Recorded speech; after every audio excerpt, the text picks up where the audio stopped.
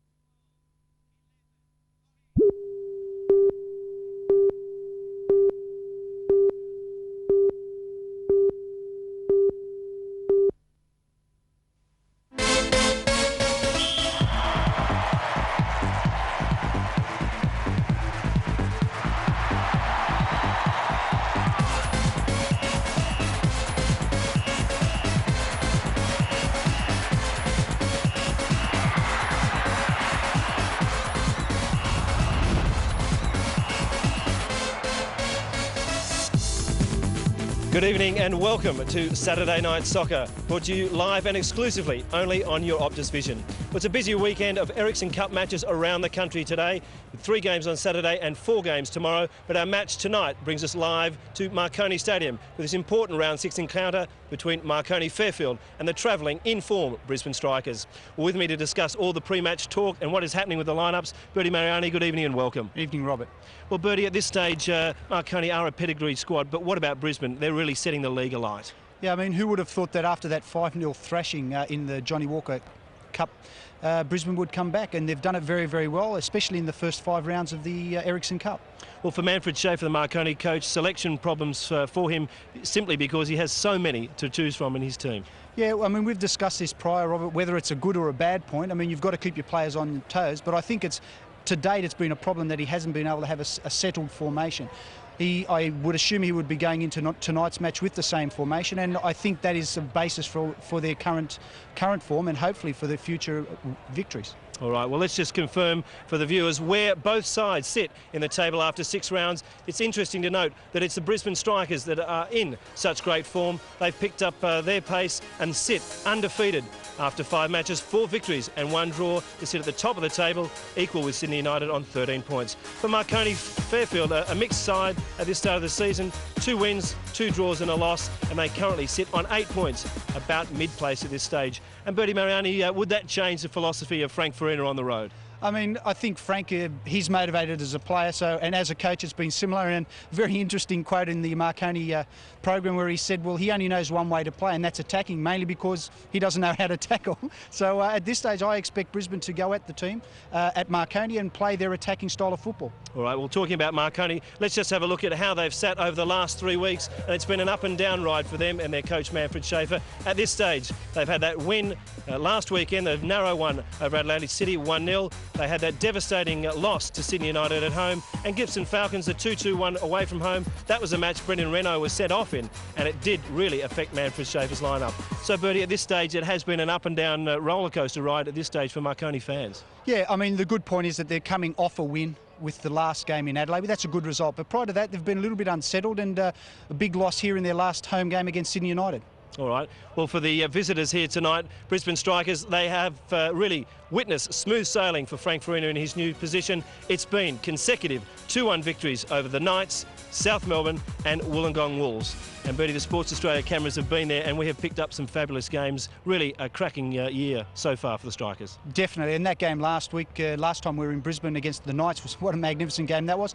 But the point was, it demonstrated one of the aspects that probably people are questioning Brisbane, and that's their depth. We had the young boy Knight come on and score the winner in the last minute, which is great to have when you're looking at it from a coach's point of view. All right. Well, some of the players that are on show tonight, and there are some big names. From Marconi-Fairfield, first of all, at the heart of their midfield, the centre of the engine room, it's Craig Foster, the international. Let's have a look at him now in focus, the 27-year-old. Had his debut way back in 1988, and his conversion of goals isn't bad, 18 from a total of 128 games. And I think you'd agree, Bertie, that Craig Foster, certainly when he gets fluent, he can really feed a lot of the striking players for Marconi. Yeah, I mean, we've seen in the games that we've covered, Robert, and even throughout the season, Marconi really rely on their midfield coming through and supporting their forwards. And in this case, Craig Foster is very important, as is Brad Maloney, and very, very importantly is Matt Bingley down that right flank. Yeah, we'll be watching all those Marconi players in form, but I'm sure the Marconi players will also be looking out for Casey Weirman, the young Brisbane Strikers midfielder that set up that goal so brilliantly last week. There he is, only 19 years of age. He's had a small taste of matches in the Ericsson Cup, 6 games, but 2 goals, and what an impact he has made. And we only have to go back to that goal that he set up for Frank Farina last week. Sheer class for such a young player. Yeah, I mean, we've seen him right from the beginning of the Ericsson Cup, and what a classy player. Very quick, very strong, very determined, and it's quite incredible to think that he isn't with the young Socceroos at the moment. All right, thanks Bertie Mariani for your comments before the game. There's some of the players to watch, and that's where the team sits. Let's throw now to our match commentator, Michael Cockrell. Thank you very much, Robert Wheatley, as we await the arrival of the two teams out onto the pitch here at the Marconi Stadium. The pitch is always in excellent condition and a good crowd building up for a very important fixture. It's round 6 of the Ericsson Cup, of course, and the Brisbane Strikers have arrived at Bossley Park unbeaten on top of the table. Marconi, for their part, in 6th position after a mixed start to the season. So an exciting tussle in store. And of course, Frank Farina, such a crowd favourite for many years here at Marconi, now the player coach of the Strikers, adding extra ingredient to the game. Well, the teams now make their way out onto the field. The Strikers on the left, led by their captain, Alan Hunter. Marconi, as has been the case for a number of seasons now, led by Jean-Paul Dimarani, their experienced sweeper.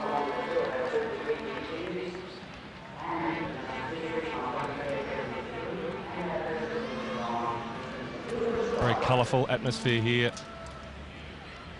Very satisfying for the club. Marconi officials have been the attendances so far this season, an average of 7,500 after 2 games. That's an enormous improvement on recent seasons. So Testament to the good work done by Marconi in the marketing field as we await their national anthems now. Two teams lining up in front of the grandstand.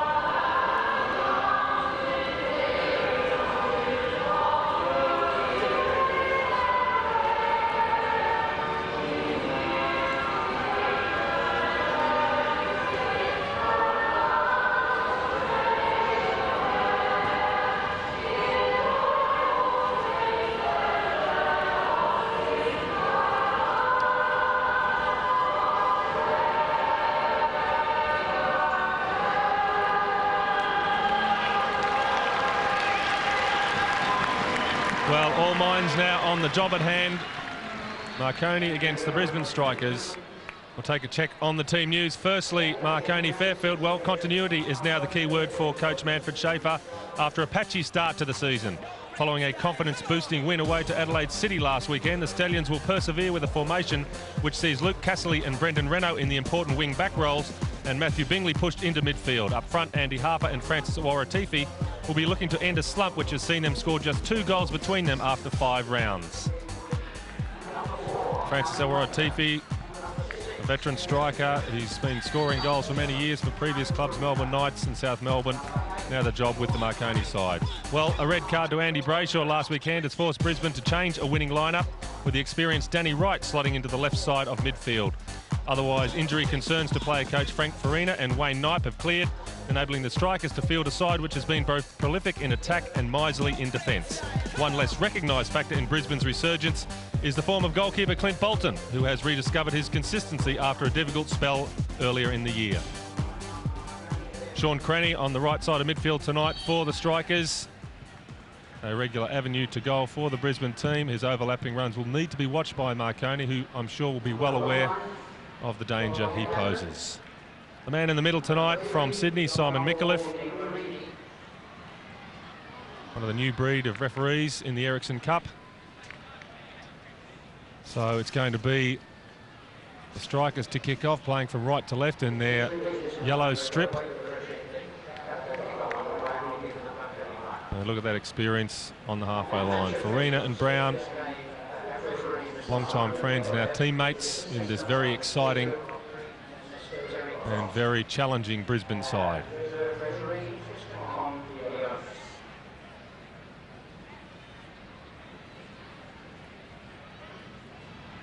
All in readiness now.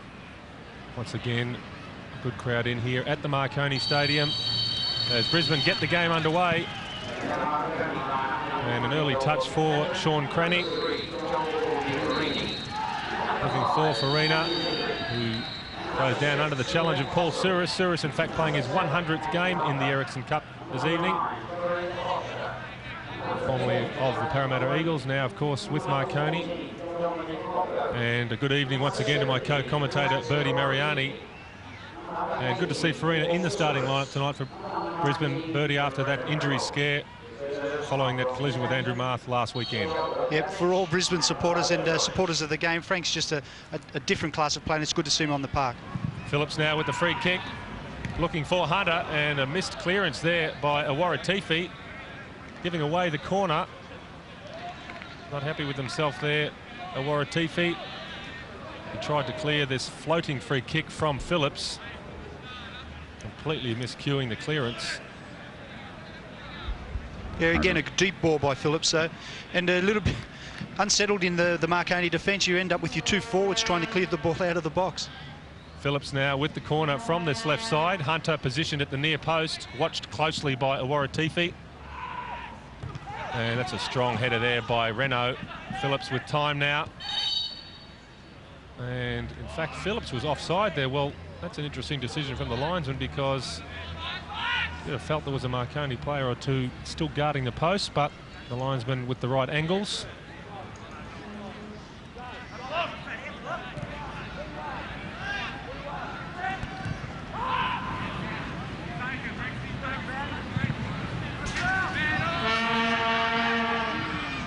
Harper watched by Batterston. Foster now all the way back to Demarini.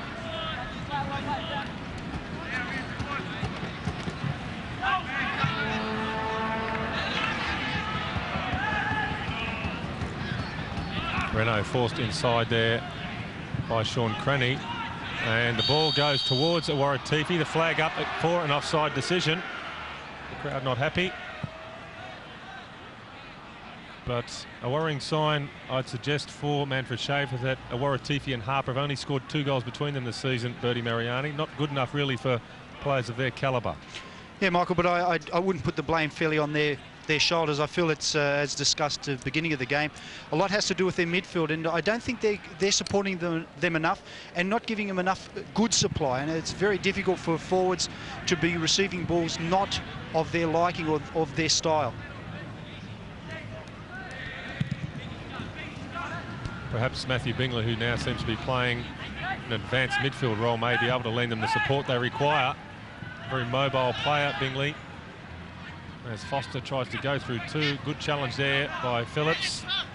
Bingley, though, has won the ball back for Marconi. Looking for Harper, who needs support. Maloney was to his right. He just couldn't get the touch there, Andy Harper. And the man with the ball was Hunter instead. Troy Cranny now for the Strikers. Hunter continues to move forward.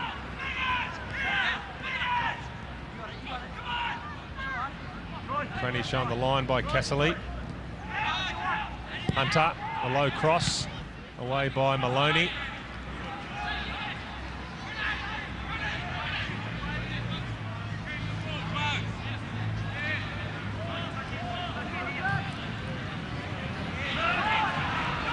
Interception made by Sean Cranny. Finds his brother, Troy, to his left, was right. Foster, though, in there smartly.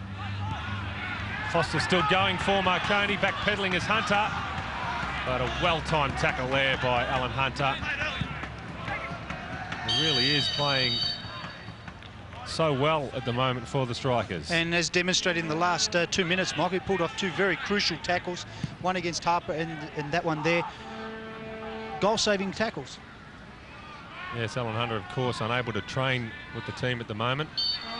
He has a nagging Achilles problem. He spends a lot of time in the pool each week. Really just shows up on match days and plays the 90 minutes, but it's not affected his form. As Marconi win a free kick on that left side, deep into this Brisbane half. Here's Renault now. Over the top was Longo. Hunter in there smartly as well.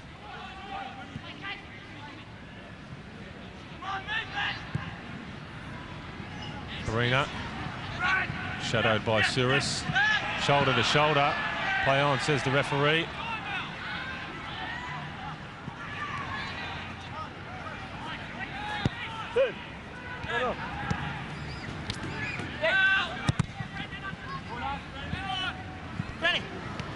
Gwynn in there, putting his head down for Brisbane, appealing for the free. Awaratifi's won it back. Maloney had made a good run through the middle, but Awaratifi was closed down too quickly.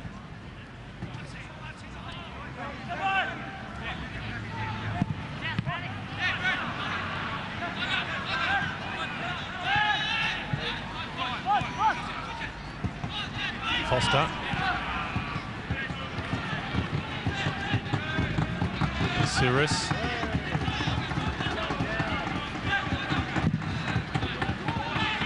Once again, a good tackle there by Phillips. Gwynn up the line. Into touch instead there by Glenn Gwynn. Well, Brendan Renault now playing in his favourite role down that left flank for Marconi. As we look at that Brisbane bench, Peter Tukasi, the man on the right of your picture, the assistant coach. Of course, familiar name for Brisbane City in the early 1980s.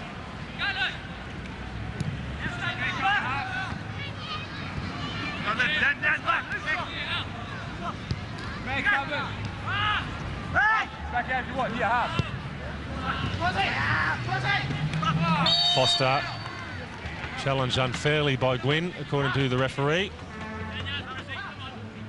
And you can see Glenn Gwynn coming across the body of Foster. Yeah, the free kick's been taken. Harper into the middle. Awaratifi And on the spot there was Batterston with an important challenge for Brisbane.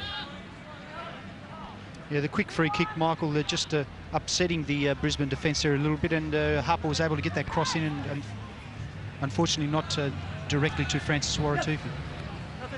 Now Waratifi turns well, gets the cross in, no one there for Marconi, so a touch for the Brisbane goalkeeper, Clint Bolton.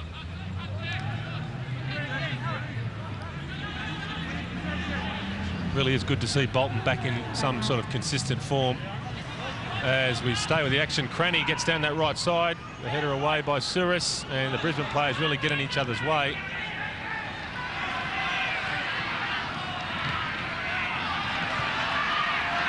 There's Maloney, Bingley trying to get goal side of Gwynn, and Gwynn gets the block tackle in, forcing Bingley away from the goal mouth.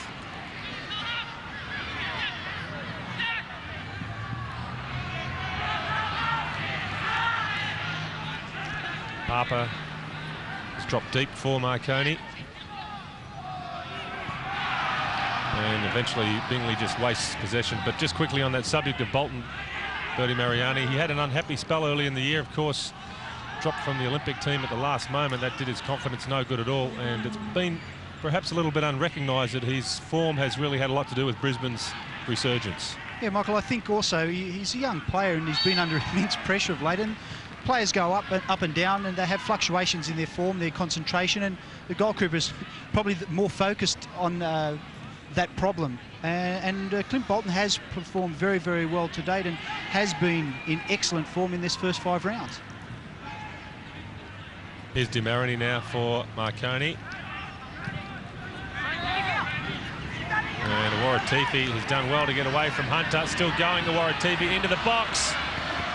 And the ball just running too far away from Waratifi there, but a good early sign for Marconi. The big man prepared to take on that Brisbane defence. Straight into the box. And eventually the ball always favouring Bolton.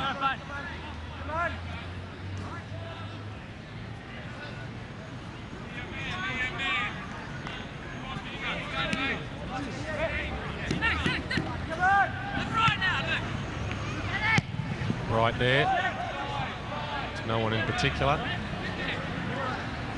Plenty of time for Renault.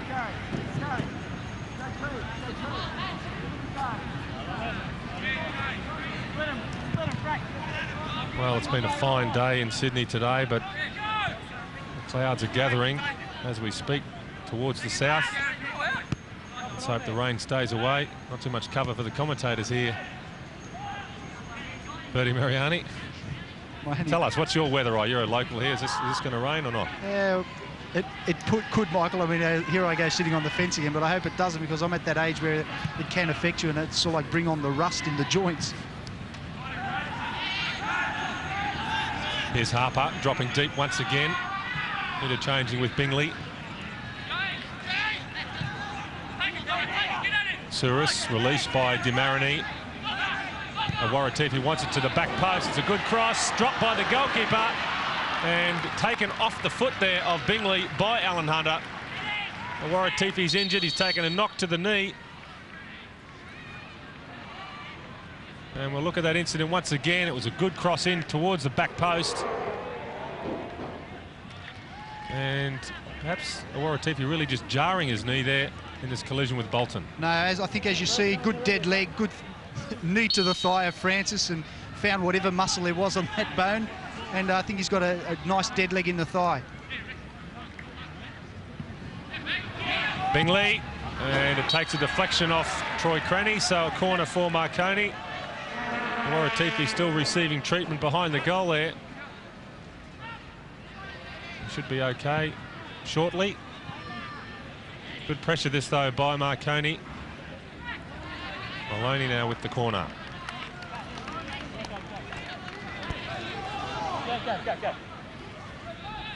No scorers yet at Bossley Park. The corner comes in towards the near post. Away by Wright. And Farina adjudged to have fouled the Marconi player there. So more pressure to be applied by the Stallions.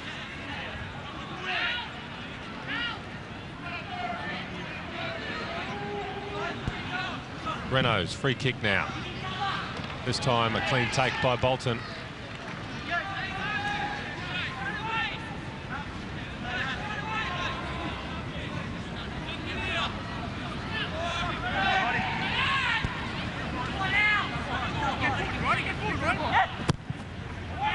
Long ball by Hunter, pressure for Demarani, he copes well.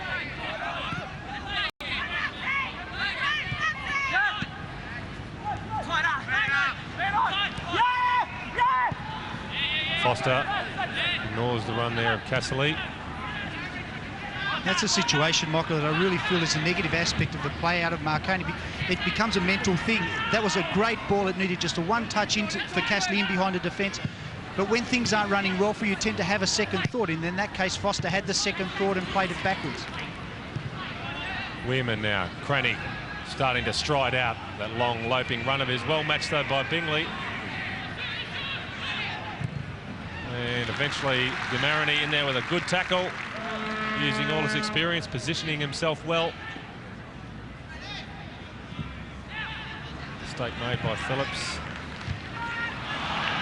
And Harper there looking for Foster, getting the raspberry from the crowd. Well, that's one of the things we were talking about before, Michael, about the type of service. I mean, there was very little Andy Harper could do at that. It came at him, he was on the move, and virtually he could only get his head to it.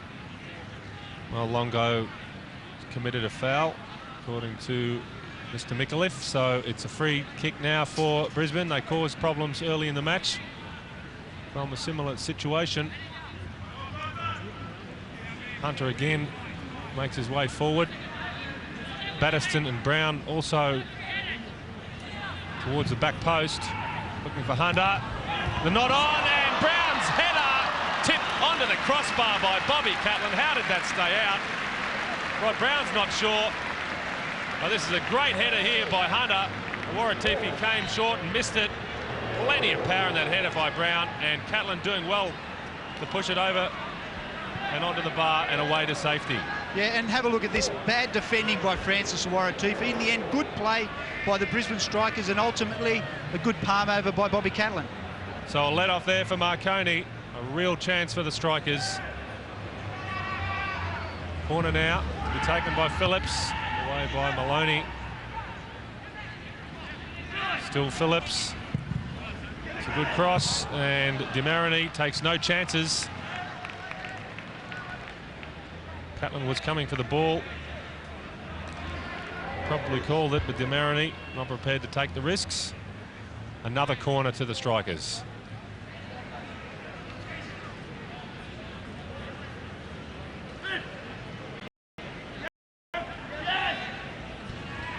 Phillips once again.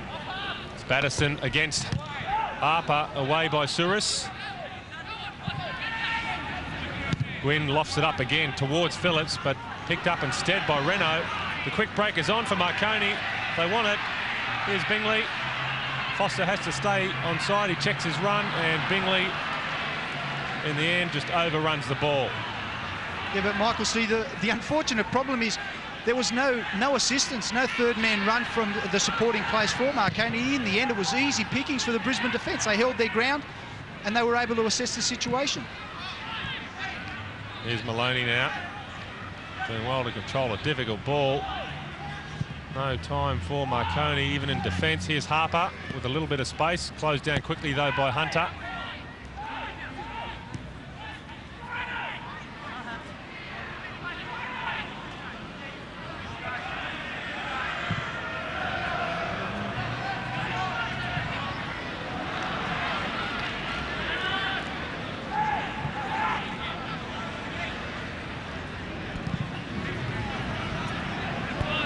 Longo now for Marconi. Well, of course, this is just one of 3 matches being played around the country tonight. We'll go down to the sideline of Robbie Wheatley for an update. Yes, Michael, a cautious approach by Marconi here, but not by the Gippsland Falcons in their trip against Perth Glory in heavy rain. Eddie Krenkovic got a 20th minute penalty to allow the Gippsland Falcons to lead Perth 1-0 just before half-time. Thank you, Robert Wheatley. So the Gippsland Falcons, who have been struggling this season, take the lead over there in Perth. As Clint Bolton comes to collect for Brisbane. Eddie Krenchevich, an old mate of yours, getting on the score sheet after 20 minutes there, Bertie. If he can still be playing, perhaps you should still be playing. Well, I doubt very much, Michael. But it's good to see Eddie get on the score sheet, and similar. I mean, great calibre players like himself, Abbas, Frank Farina, all coming back into the league and just boosting the calibre of the overall league. Well, no score as yet here at Bossley Park.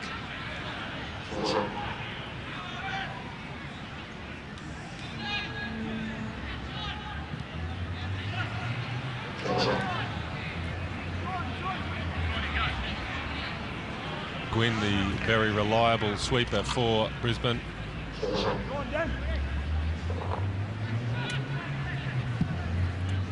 Bit of an unsung hero as well is Glenn Gwynn. Very pacey, very aware of the situation around him. An ideal sweeper, really.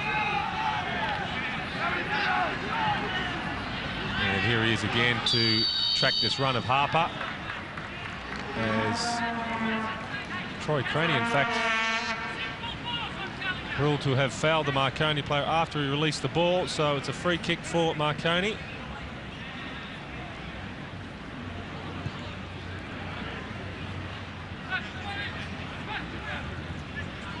It's been taken by Renault.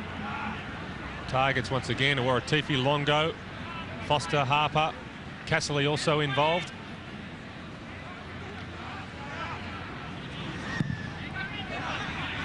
Towards Waratifi, but a better take that one by Bolton under some pressure. And a good throw for Troy Craney. Yeah, his form's been excellent. That's a demonstration, Michael. He's just come out and he's so commanding in there, so solid, and he just picks up anything within about 12, 13 metres of the goal that comes with a little bit of distance. He just comes out, which is what a Cooper of his stature should be doing. DeMarini chipping the ball up towards Casserly. Picked out by Hunter instead, who returns the favour. Forcing's back here between DeMarini and Hunter. Here's a Waratifi now. Closed down though by Phillips. Good switch by Phillips, finds Danny Wright on this left touch line. And DeMarini just held his ground there to make the tackle. Good ball for Harper. But what a good, strong tackle that was by Batterston. It also demonstrates there we could see Andrew Harper from the tackle slid about 3-4 metres. Park's been cut very, very low and been rolled. It looks very firm here, very different from what Marconi is normally at this time of the year. Still a great surface though for the ball players. Always is Marconi Stadium. Manfred Schaefer there, coach of Marconi. Of course, the last time our cameras were here at Bossley Park was the local derby against Sydney United. There's the scoreline here after 20 minutes. No score between Brisbane and Marconi. About a fortnight ago, it was Sydney United who ran out 3-0 winners in that match. And John Paul DeMarini, the Marconi captain, perhaps admitting that it mightn't have been such a bad thing for his team to have been taught such a lesson on that night. No, I mean, a lot of things, Michael. I mean, a lot of talk around saying Marconi, you know, they've got a great squad, and it can build a little bit of complacency, and I think that's what John Paul was getting at, is that it's a good way and early in the season to bring players back down to ground and get stuck into what actually is the game about, and that's playing football. Brisbane trying to apply some pressure, but Marconi do well to pick up the crumbs. Waratifi perhaps looking for a foul. He's done well to recover. And Hunter does equally well. This man really is in such good form at the moment. I'll just put the mockers on him though. He gave away a bad pass. Casserly over the top, no one home for Marconi. Both sides playing very disjointed, Michael. I mean, it's quite quick, but at the same time, they're not stringing 2, 3, 4 passes together. And it just results in the ball being exchanged between the two sides quite frequently. Well, Brown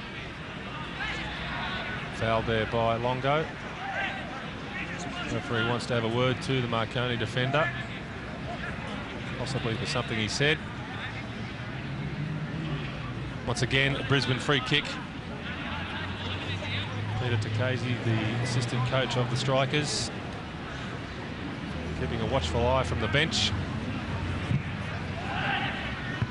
This time Waratifi gets the clearance in. And the recovery there by Weirman was illegal according to the referee. The foul committed on Foster by Casey Weirman.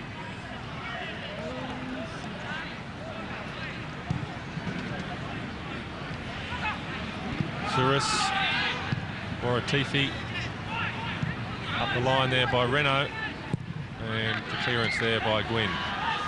Well, more updates from around the country. Once again down to the sideline of Robert Wheatley.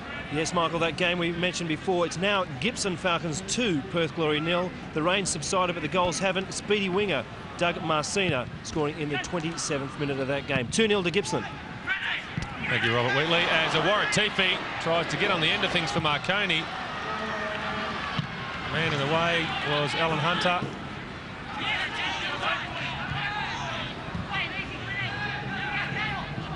Here's Wright.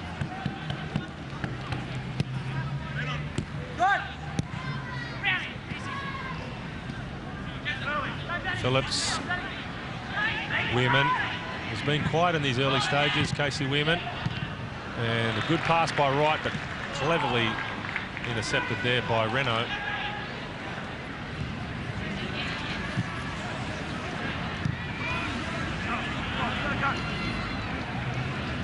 Gwynn over the halfway line, has Hunter to his left. Continues his run, Glenn Gwynn. This is a better break here by the Strikers, but the cover came across in the form of Brad Maloney. Just on your last comment, Michael, it's interesting to note that Matthew Bingley is actually man marking Casey Weirman. So it's such a compliment from Manfred Schaefer for the form that the young boys had. Here's Troy Crenny now. Foot in there by Cassidy. Farina trying to turn past two. Better ball by Cassidy. Lovely layoff there by Foster, who continues his run.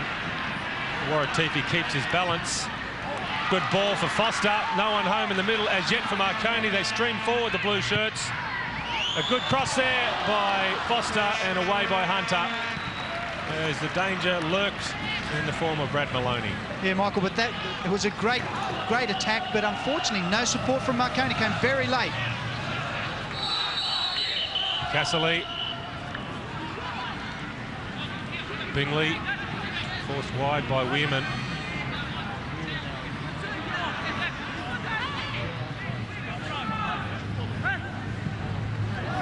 Renault trying to get the better of Cranny. He's done so. Harper trying to get the angles right. Still going, Harper. And the whistle blows, but the decision goes against Andy Harper. Better stuff, though, from Marconi, getting width. Players wide on that left, creating problems for Brisbane.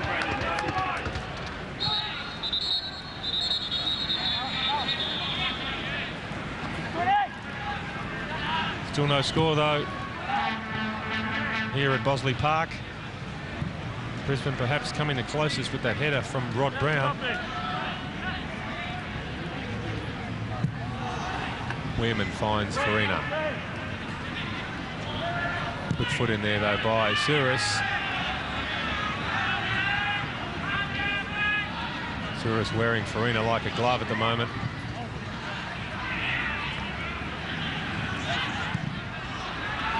Plenty of willing bodies out there. Players sliding in. Weirman now towards Crenny, who evades Demarani. That's a very late challenge. In fact, it's going to be a yellow card for Jean-Paul Demarani. The intent was certainly there.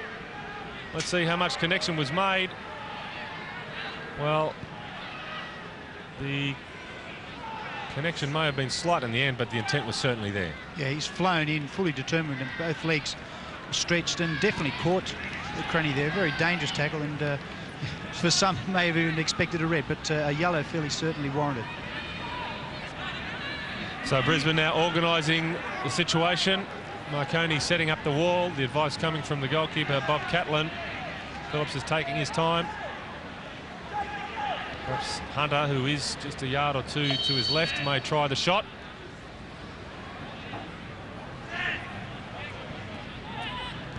Ref has blown his whistle. Hunter takes a few steps back. And a shot just straight off the wall there by Alan Hunter. Phillips now, though, with the chance to cross towards the back post. Batterson there for Brisbane, and the man in the centre was Rod Brown. So the Strikers take the lead from the set piece. And the decisive contribution coming from Mark Batterson at the back post. Yeah, in the end, very good play from Brisbane. Good support all the way round, and a very simple tap-in for Rod Brown. But it just goes to show, Michael, how difficult it is to counter that long, deep ball in behind the defence. Batterson found himself with quite an easy task of laying it back in. Here we see the ball come deep behind the Marconi defence. A good square ball, and the easiest of tap-ins for Rod Brown. Well, the ball almost just hit Rod Brown without him knowing too much about it there. It's in the back of the net. That's all that matters. Batterson making good ground on that far post, then the ball kicking off the turf and hitting Rod Brown into the net. 1-0 to the Strikers. So the form team of the league, the unbeaten Brisbane Strikers, with their noses in front here at Bossley Park. And Marconi now needing to reassess the situation. 27 minutes gone. And it's Rod Brown who puts Brisbane in front. Brown, of course, chasing the all-time National League record set by John Cosmina. Here's Wright. Tackled by Cassidy. Farina in midfield. Wright continues to add his weight to the attack.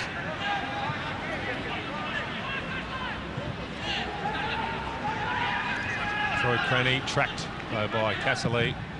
And Wright's cross takes an awkward bounce for Bob Catlin. There he is, the scorer, Rod Brown, his 123rd goal in the National League. He's been playing since 1983, so he's been around a fair while, Rod Brown. And that's one he'd be very happy to get off his shoulders. He's been trying to get that goal for at least 4 or 5 weeks, Michael, with the pressure of being the all-time goal scorer in the league, and he'd be very happy to get that out of the way. Waratufi goes past Hunter, but Glenn Gwynn in there smartly for the Strikers. Lovely return ball there from Farina. Gwynn starting to involve himself in this Brisbane attack. And Brown nodded it down towards Sean Cranny. A little bit of a misunderstanding. So Bob Catlin now having a talk to his defenders. Perhaps some questions asked about how Brisbane got the man on the back post there. 2 Marconi players were in the close proximity, of course. As Phillips puts his toe in, gets the ball over the line, will cross once again down to the sideline. Another update from Robert Wheatley. Yes, the visitors lead here with Brisbane, but also Gibson now leading 3-0 over Perth. Eddie Krincevic scoring again, so that's a very strong scoreline for them. And Kimon Taliadoris on the scoreboard. Collingwood Warriors 1, Canberra Cosmos 0. Thank you very much, Robert Wheatley. So that's the situation in the 2 other games being played tonight. A double for Krincevic so far in Perth. As Foster takes a free kick looking for Harper, and just taken off his head there by Glenn Gwynn, I think it was. So a corner for Marconi. Very solemn looking Marconi bench.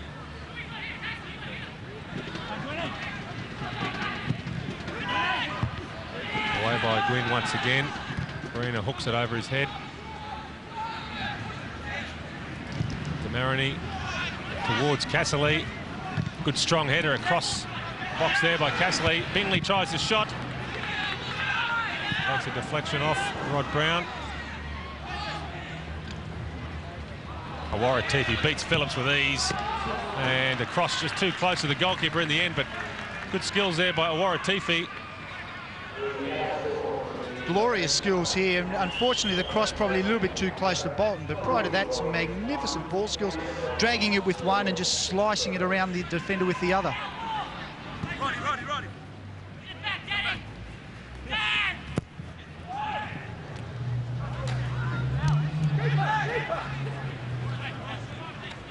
Strikers, of course, with their noses in front. And a familiar name on the score sheet, Rod Brown, who now just stands 10 goals short of setting a new record in the National League, the number of goals scored.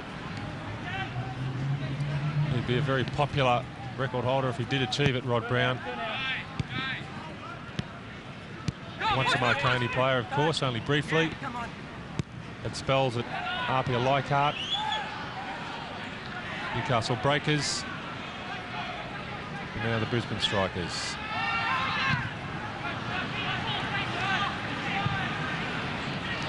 Crenny, and a well-timed tackle in the end by Longo. He had to make sure his timing was just right there, Dominic Longo. Judged it perfectly.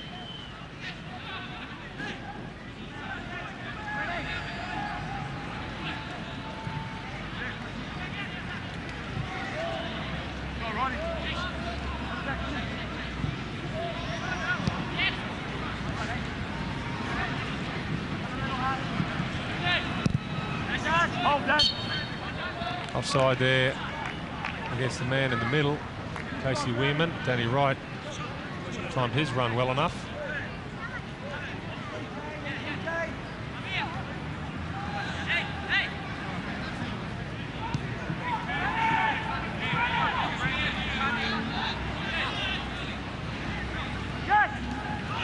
And Demarani there, just tripped by Farina.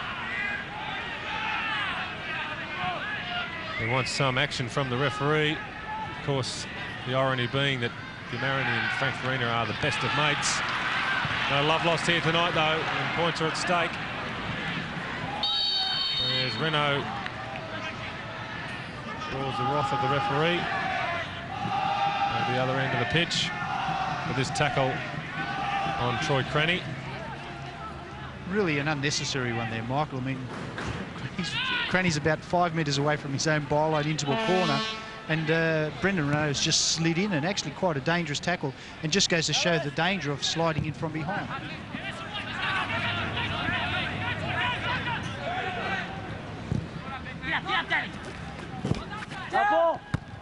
Kept in there by Hunter.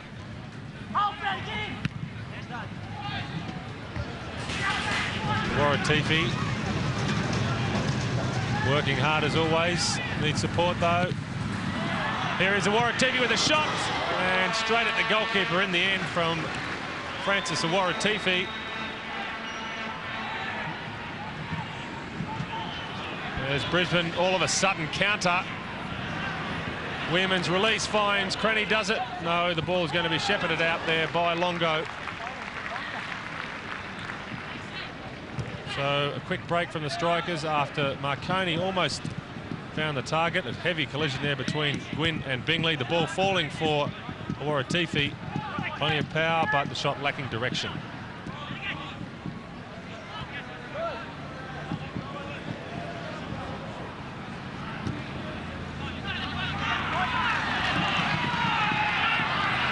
Foster. Onside is Harper. Harper against Bolton. Great save there by Bolton. And it's going to be a corner for Marconi. So Clint Bolton starting to earn his keep here tonight.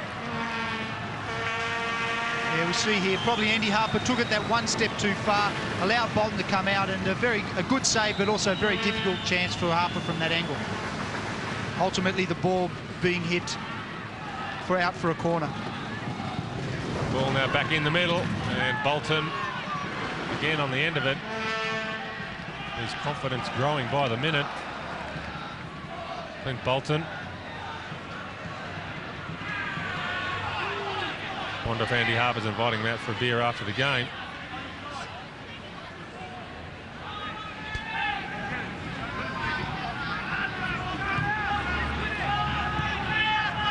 Here's Gwynn now.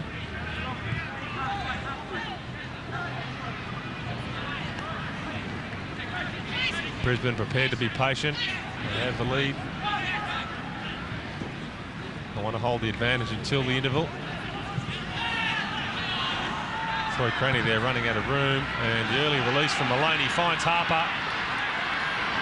3 now in attack from Marconi. Foster with a shot, and the half volley was always a difficult one for Craig Foster, but all of a sudden Marconi starting to find room in this Brisbane defence. Harper, who's pushed himself wide there on the left, a good low cross in towards Foster, but he had to reach right back to get his foot around that ball, and it went wide of the mark.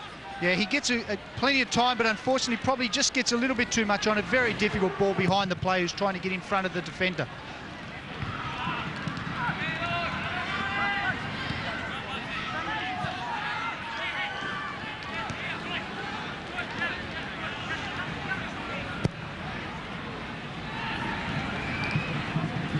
Longo. And offside, according to the linesman. And Harper is going to be booked here for dissent. Andy Harper. He's pretty fired up. Marconi striker. Not happy with that offside call against him. So the second Marconi player into the book of referee Simon Nicolith. Obviously a sign of frustration, Michael. I mean, he came from an offside position and really gestured to the referee. And, you know, there's no explanation for that. It's very blatant. It's not good to see.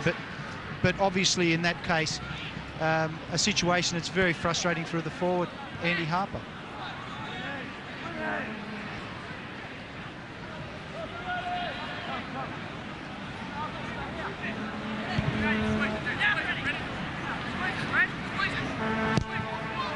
Hunter trying to find the hole. Brown is there for the strikers.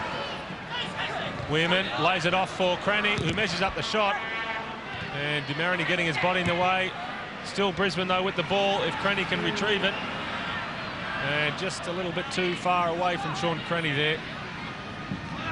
And we see the difference in the ground too, Michael. That ball just virtually accelerated across the park because of the very flat and hard surface.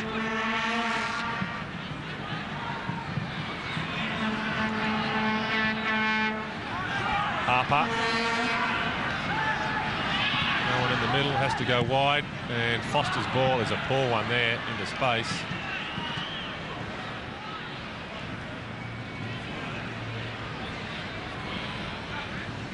The Foster-Harper-Waratifi combination certainly offers the greatest threat for Brisbane at the moment. There's 5 minutes left now in the first half. And as yet, Marconi unable to find a way through. They're working hard. Looking for an opening, prepared to be patient.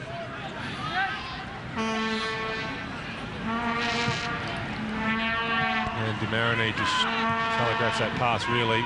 Phillips in there for Brisbane. Good run this by young Casey Weirman. Sean Cranny, Weirman once again.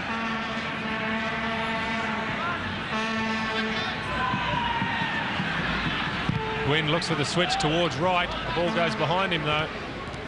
And it was always long odds to keep that ball in play, Danny Wright. I just noticed Andy Harper again getting involved in the discussion with the referee a few seconds ago. Not a good sign for Marconi. Can't win, Michael. I mean, there's no way in the world that any player can ever win an argument with the referee. And somebody of Andy's experience should know that. I mean, on the park, you're there to play. If you need to discuss it after, but you take a very big risk as a player to discuss it on the park with the referee. Longo now moving over the halfway line. Renault trying to get space for the cross. Closed down by Cranny.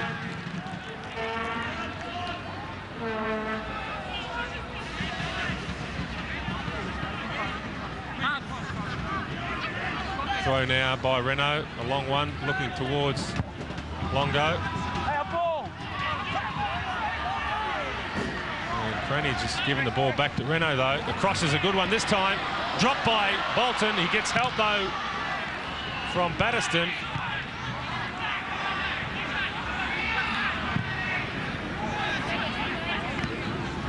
Waratifi. Great work this by Waratifi, who draws the foul. That is classic forwards play there by Waratifi. Take your hat off to him. He was 2 against 1. He put his body in the way. Good skills in the first place. And getting in front always gets you the foul. Great play by Waratifi. Yeah, I mean, that's the whole aim of the game, is to make sure you get in front of the opposition, and he's tried it. A little bit of a scuffle, but in the end, a decision in his way. So a chance now for Marconi. DeMarini's free kick towards Harper, just over his head. Foster's shot. And well wide there by Craig Foster in the end. So a disappointing finish there to a very promising move for Marconi. Craig Foster knows that was a reasonable opportunity. As we see the free kick coming in from DeMarini, away by Hunter, and Foster just completely slicing his shot. Yeah, I mean, with that ball there, you can't afford not to hit the target. Everything's in front of you. The ball's bouncing perfectly. Definitely a very poor strike from Craig Foster in that situation.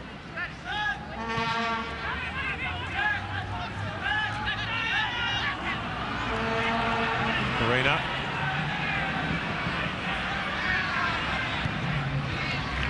Eventually running out of room, Frank Farina.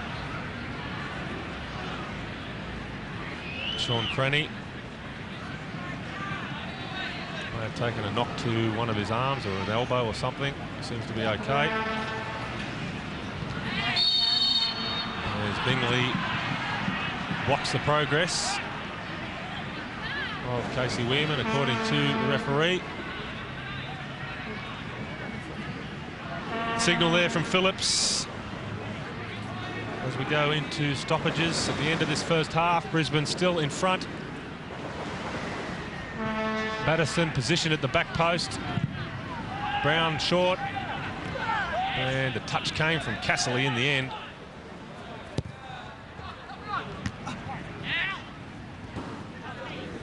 Good battle there between Hunter and Waratifi. Probably even Stevens at the moment. Yeah, 2 very experienced players, know how to do all the little tricks in the book, one defending, one attacking. But I'd say actually Alan Hunter a little bit up in the clash. He's done very well, and in the air won most of the battles. Here's Renault, left by Bingley. Souris has moved forward for Marconi. But a disappointing cross there by Paul Souris. He had plenty of time to measure that one. He'd done ever so well to get himself into the right position, Paul Souris. Yep, again, plenty of time, but probably should have taken the extra touch, and has hit the ball with the momentum of his run, has taken it over the byline.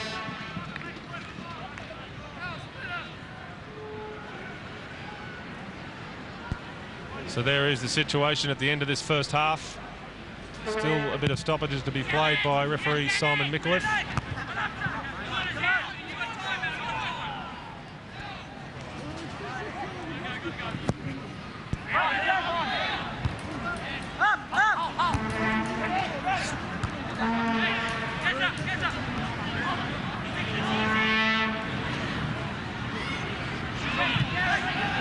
Farina goes down under the challenge of Souris.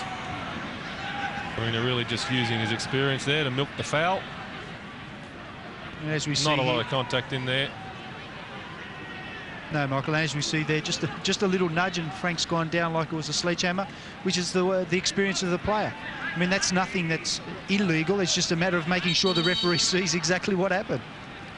Well, he's been reasonably quiet tonight, Frank Farina, as you would expect. Of course, he took a heavy knock to the cheekbone last week. He's been on a liquid diet for the first 3 or 4 days of this week, so his energy level would be fairly low going into the match. Takes the free kick here, looking for Brown, away by DeMarini.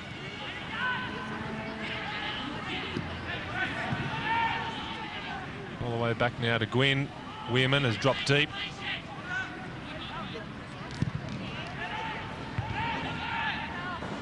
Foster.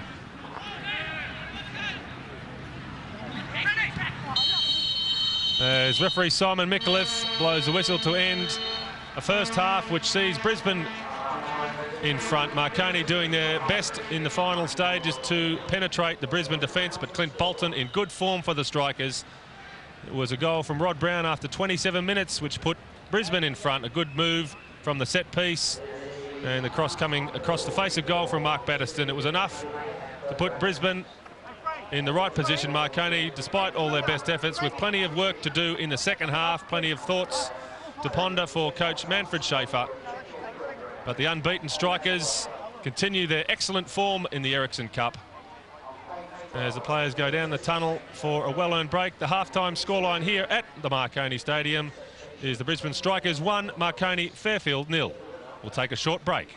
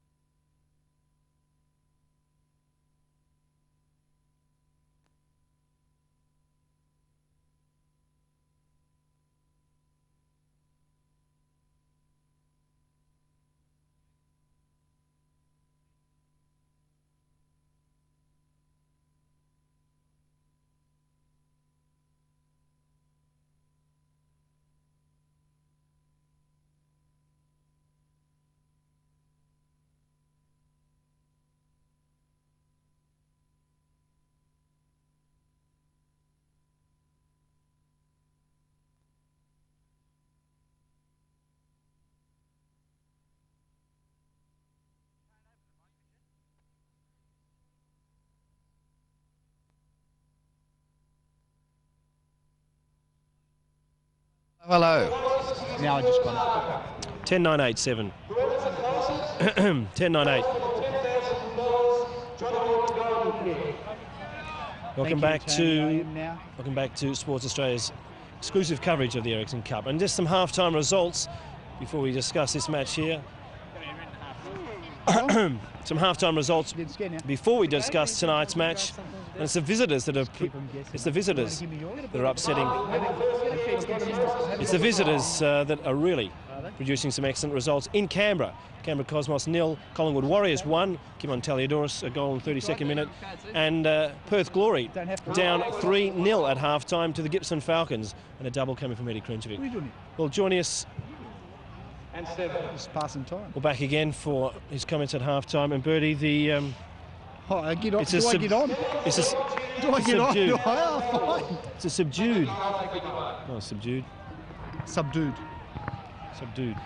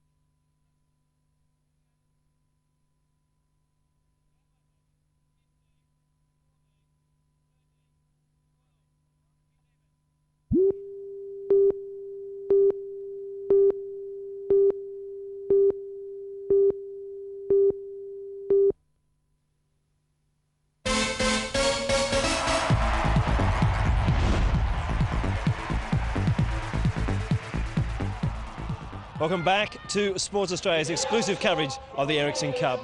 And I can tell you that we've just got a couple of wraps around the country of results going on in other round 6 matches, and it's the visitors that are performing so well. Down in Canberra, Canberra Cosmos 0, and their opponents, Collingwood Warriors 1. A goal coming to Kimon Talidouros in the 32nd minute. And over in Perth, a big upset at half-time. It is Perth Glory 0, the Gibson Falcons 3, a double to Eddie Krenkovic and the other goal to Doug Marcina. Interesting results around the country, Bertie, and even more so here where Brisbane lead Marconi 1-0. Yeah, I mean, and incredibly so, Robert. I mean, Brisbane have played reasonable football. Marconi have stifled them. Some of the tactics employed basically man-for-man marking some crucial players in the Brisbane side. But overall, Brisbane deserved 1-0 up. Well, in defence, they've set a rock-like platform, haven't they, with Alan Hunter, Mark Batterston. They're in great form against the threat of Marconi. Yeah, I mean, we've watched them and we've commented on the way they attack players and opposition, but in this case, they're also defending very, very well, very organised. Gwynn and Hunter exceptional in the defence. They certainly are having a big night and big influence on tonight's round 6 encounter. Well, before we have a more detailed look at all the highlights, let's have a look at what Sports Australia and Sports ESPN have got coming up this week with Premier League action in mind. The Premier League action resumes this weekend with a full round of critical encounters. Derby County are at home at the baseball ground when they host the star-studded but out-of-form Middlesbrough. Free header, and in the end the ball loose and driven in and off the feet there of Tony Coton. Derby sit mid-table and have adjusted superbly to the demands of English football. Astute manager Jim Smith steers the side with keeper Russell Holt, the Powell brothers and the lively Asanovic leading the way up front. Against the crossbar from Asanovic. Derby's opponents, Middlesbrough, have accumulated 13 points from 12 matches. A relatively poor record despite a pedigree squad. The recent exodus of Nick Barmby has seen added responsibilities being placed on the talented foreign trio of Janino, Ravanelli and midfield exponent Emerson. And now Emerson, oh what a goal! A screamer from Emerson! A Middlesbrough revival is the #1 priority of manager and former Manchester United and England star Brian Robson. Tuesday morning will see the reborn Sheffield Wednesday outfit in action and looking to repeat their early season form. The month of October has been fruitless and the Owls go in search of a victory this weekend over Nottingham Forest. Arsenal fortunate they aren't a goal down, but they are now. Watch this, is going to take a touch inside. Boot comes onto it, he pushes it in. It's just going to roll in and make a bulge in the old onion bag. After 4 consecutive wins at the head of the season, Wednesday are looking to regroup after recent draws with Blackburn and Coventry. Here come Sheffield Wednesdays. This one is chipped. And Richie Humphreys gets his 3rd goal of the season, much to the delight there of David Fleet, the Sheffield Wednesday manager. Nottingham Forest fans have had little to celebrate of late, with their team notching up their first and only win of the season in early October. The former European champions are finding it difficult to escape a slump, which has seen them sitting at the wrong end of the competition table. Cooper has gone forward, Sheckle as well. Back it's Phillips who curls it over. The header just wide from Jason Lee. This will be a difficult result to pick, so tune in and see all the action of one of the world's best soccer competitions, the English Premier League, right here on your Optus Vision. Yes, fabulous action coming up. Early starts on Monday and Tuesday morning for the best in English Premier League action. We'll turn our attention back to the Ericsson Cup and here 1-0 to Brisbane Strikers. Bertie, we talked about the platform of defence for Brisbane. Where else have they been strong tonight? Basically in the midfield, they've dominated the midfield in the majority of the case, and the fluency, obviously Cranny on the right-hand side, Sean Cranny, playing quite well when he's able to get behind. But basically the centre of the midfield with Troy Cranny and Gary Phillips very, very stable. One comment you made during that first half, Matt Bingley broke away on the left-hand side, but Bertie, where was the support?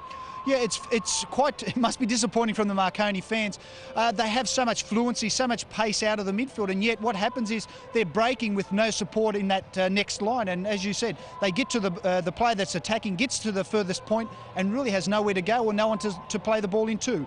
Well, do you think that's a pre-arranged thing? Is it a cautious approach or not? Is it just coming from the players themselves? It's difficult to say, but I mean, when you're under pressure, I mean, Brisbane put a lot of pressure early on, and here's one of those chances. A great, powerful header from Rod Brown, and really, it may look like Bob Catlin had a mistake, but in the end, a good parry over the bar. All right, Alan Hunter used there in attack, the back-headed to Brown, who eventually scored, but also the Brisbane players expressing themselves all over the park quite effectively. Yeah, and I mean, none more than Frank Farina. I mean, Mike's comment that he would have been on fluids for the first half of the week, I'd hate to see him if he was on solids. I mean, Frank is just, if any young forward ever gets the opportunity to come and watch him play, he is such an epitome of a striker.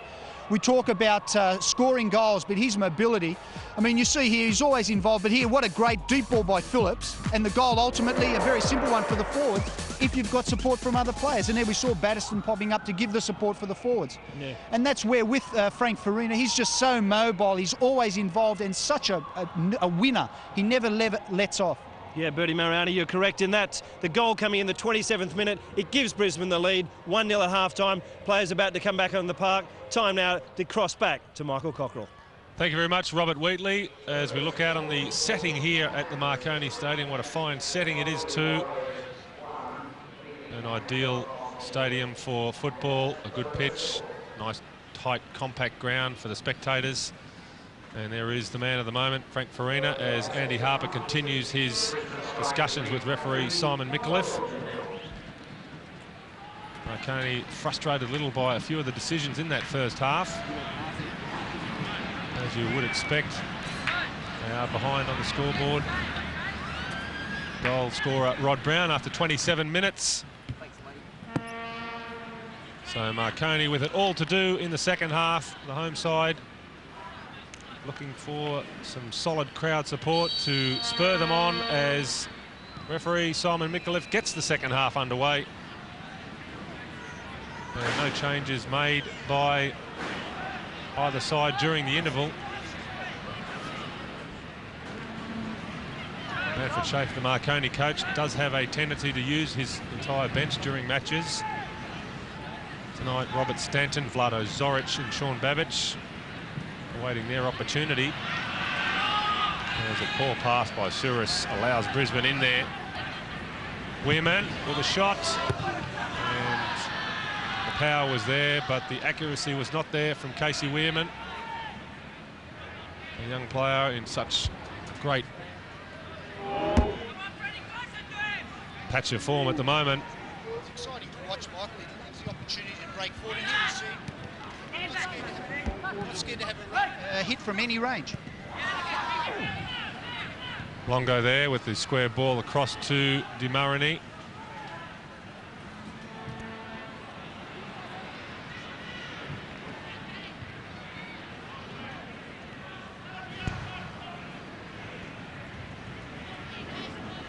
Brisbane prepared to absorb some Marconi pressure. I'm sure Frank Farina will be anticipating Marconi to lift a gear in the early stages of this second half.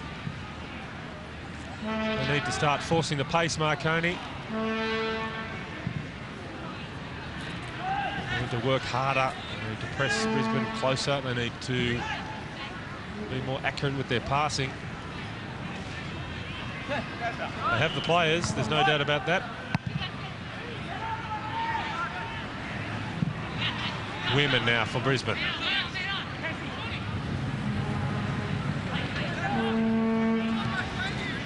Here's Sean Crenny. Farina against Bingley.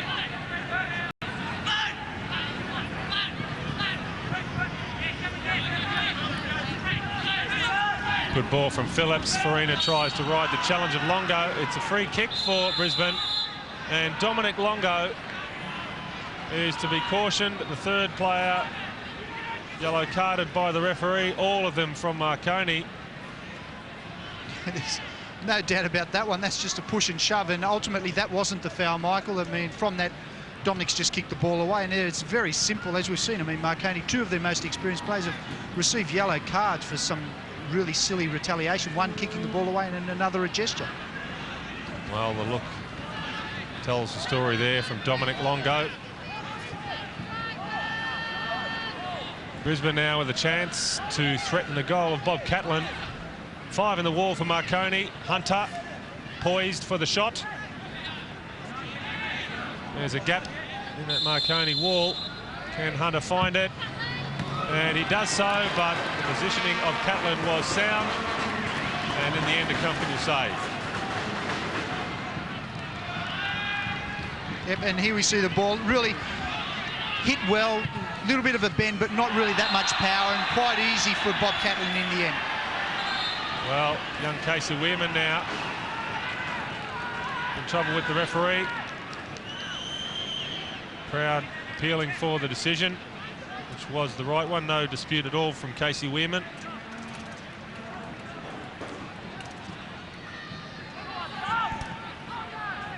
So 4 cautions now in the match.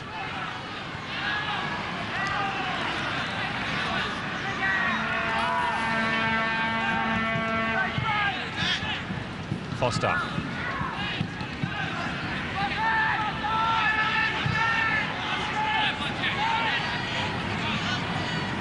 Maloney.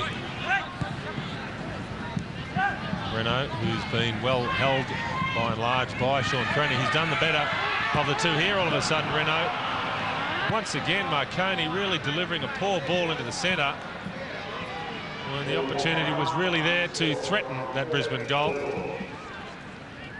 Brendan Renault doing well to get behind Craney for once. The cross, though, a disappointing one. Yeah, they can't afford to waste that possession, Michael. I mean, he's beat 2 players, got plenty of time to get the cross in, and has just hit it with too much force and over the byway.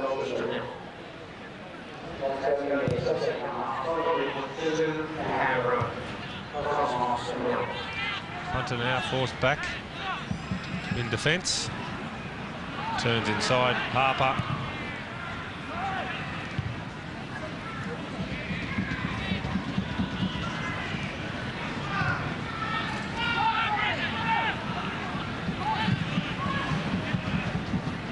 And DeMarini there saw the run of Maloney, who for some reason checked his run. Brisbane able to retrieve the ball. As we look at the situation after 50 minutes, still Brisbane in front. No change to the half-time scoreline.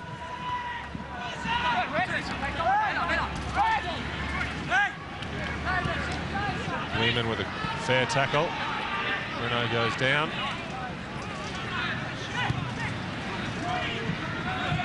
Wright finds Troy Craney. Brown and Farina in the middle. Towards Rod Brown, and the header there was an important one from Brad Maloney.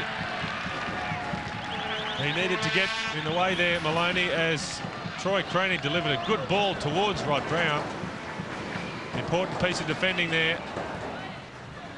Corner, though, for Brisbane. We'll just take a quick update now from Robert Wheatley on the sideline. Yes, Mark, 5 minutes into the second half between Canberra and Collingwood. The Warriors have increased their lead to 2-0. Goals already in the first half to Taliadoris and Brian McNichol in the 50th minute. 2-0 to Collingwood Warriors. 1-0 here to the Strikers, of course, as Phillips takes the corner. Bingley to Foster. Watched closely by Weirman.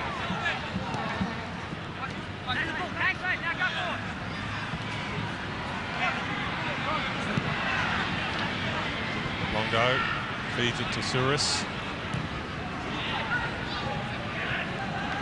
Waratifi now. Close proximity is Hunter. It's a good ball. Harper with the header, and the volley comes from Souris in the end. He was offside though. Ball Souris. Dejected look there on the face of Manfred Schaefer. It was a better build-up though by Marconi.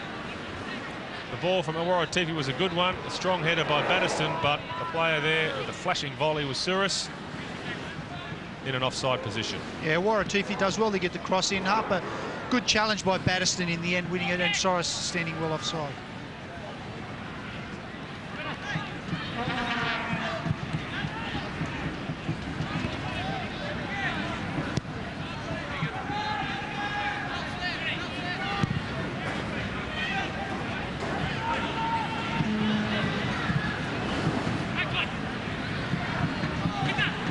Good run this all of a sudden by Troy Craney.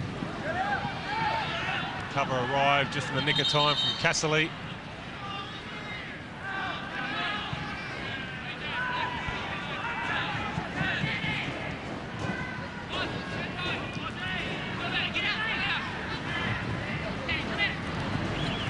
Right into the penalty area. Eventually DeMarini getting the tackle in. Right, carrying on with the tackle according to the referee, so it's a free kick to Marconi. The wind's starting to pick up here at Marconi Stadium. Swirling wind.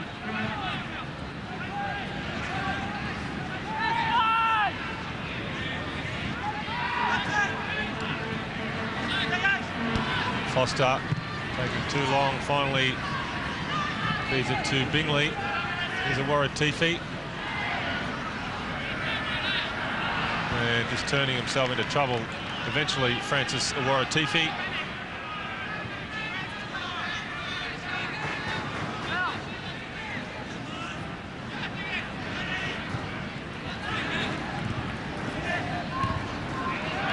Oh, Gary Phillips there.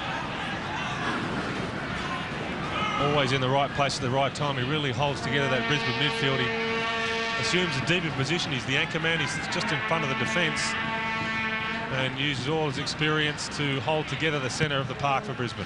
Yeah, he and Troy Cranny, very unassuming roles in this Brisbane side. A lot of credit and accolades go to a number of players, but they sit very well in the middle of the park and provide the stability for the rest of the team to be able to play that fluent attacking football.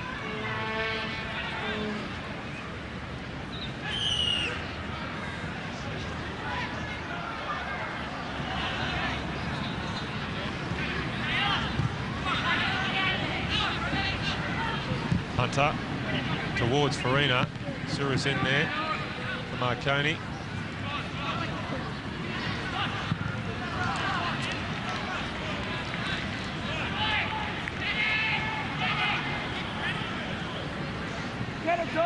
It's interesting to note, Michael, that Troy Cranny has moved a little bit wider on that left-hand side, and Danny Wright has come more into the midfield, centre midfield in the second half.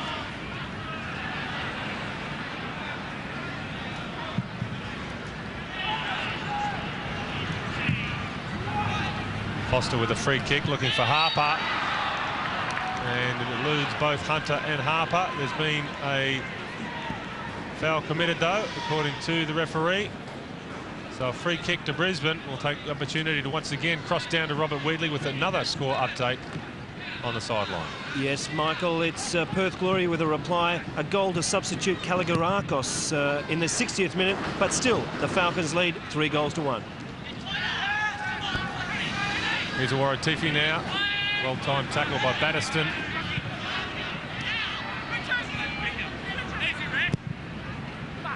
Renault with a poor pass. Really symptomatic of Marconi's performance so far in this match. It's been a very disjointed Marconi side this evening. Some good moments in the latter stage of that first half, but really Marconi lacking the necessary combination.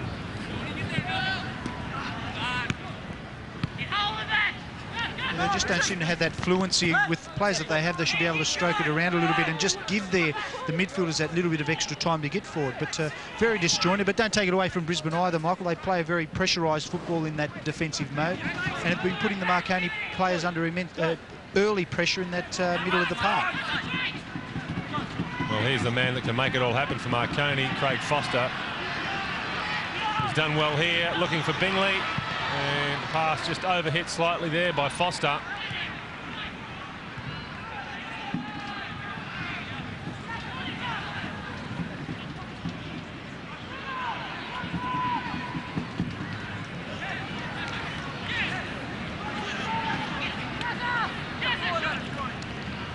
Sean Cranny finds Weirman. Rides the challenge of Renault. Still going, Weirman. Trying to find Brown. That was a good sliding tackle by Longo.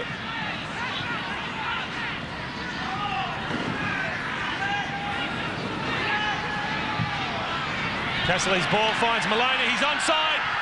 Maloney wastes a gilt-edged opportunity. Well, that was a real chance for Marconi to equalise, and Brad Maloney, who knows where the net is, who has a good scoring record, somehow contrived to put the shot well over the bar. Yeah, Michael, there just goes to show how the effect is mentally. Here's a great ball by Luke Castley. over the defence. There's plenty of time, and probably too much time. He's had about 100 thoughts go through his head, and ultimately it didn't really matter. The one that mattered was, how am I going to find the back of the net? Here we see it again. Look how much time he has here, and then he's just hit it over the bar. Well, Brad Maloney will be very, very disappointed with himself. That was a disappointing effort from that sort of position. And Manfred Schaefer taking immediate action now, warming up his substitutes. Vlado Zoric there stretching the legs as Renault goes in late on Glenn Gwynn and earns a booking from the referee. So Brendan Renault, who's already been sent off this season, again in trouble with the officials for a tackle from behind on Gwynn. Worthwhile on its own, Michael, but were you taken in tandem with that tackle we saw earlier in the first half? Again, those are the things that stick in referees' mind. He let it go the first time. He can't let that one go. So in the end, a justifiable yellow card. So 4 Marconi players now in the notebook. 4 players sitting on yellow cards. Right.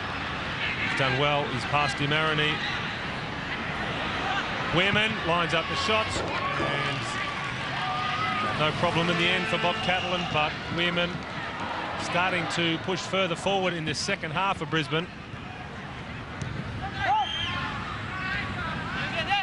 It's interesting note with that one, Michael, that in fact Bingley has released himself from the marking role and has pushed himself more forward.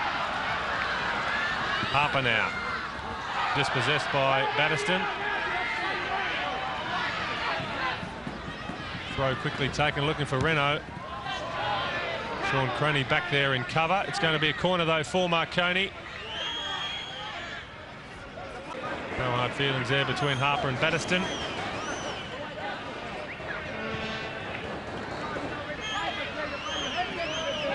Clint Bolton now organising this Brisbane defence. Marconi continue to look for the equaliser. Maloney's corner, and Harper against Bolton. Here comes a shot all of a sudden from Longo, off the upright there by Dominic Longo. Ever so close there to the equaliser for Marconi. And big Dominic Longo, who scores most of his goals with his head, would have loved that one to have gone, and it would certainly have been a collector's item. A great effort, this one from Longo. Yeah, we see the corner come out. Bolton punches, a poor header, and Dominic just waits himself back, can see the ball coming. We'll see it from this angle. Brad Maloney, a good corner in, puts the goalkeeper under pressure, good challenge. And here we see the header. Look, Dominic Longo's backed away here and stepped back, took his time, placed it, and how disappointing off the upright. So, oh so close there for Longo. Still no score now for Marconi after 60 minutes. Closest they've came to a goal in this match. But it's encouraged them. The home side. Renault's cross towards the back post. Sliding in there was Longo. Maloney, I should say. So better stuff this from Marconi. It's a style of football that we expect from Marconi, Michael. They like to go at teams, and they've been playing a little bit more defensive in this first half, and have come out with a little bit more momentum and taking the play to Brisbane. Crowd starting to get behind their team, anticipating some reward, perhaps. Another corner for Marconi. Low and hard by Renault. In there was Danny Wright. And now Farina waits the pass perfectly for Sean Craney.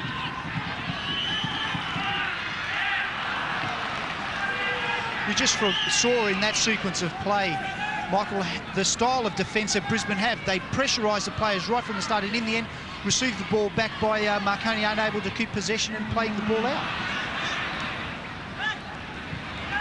Waratifi skips past Batterston. Wide is Casserly.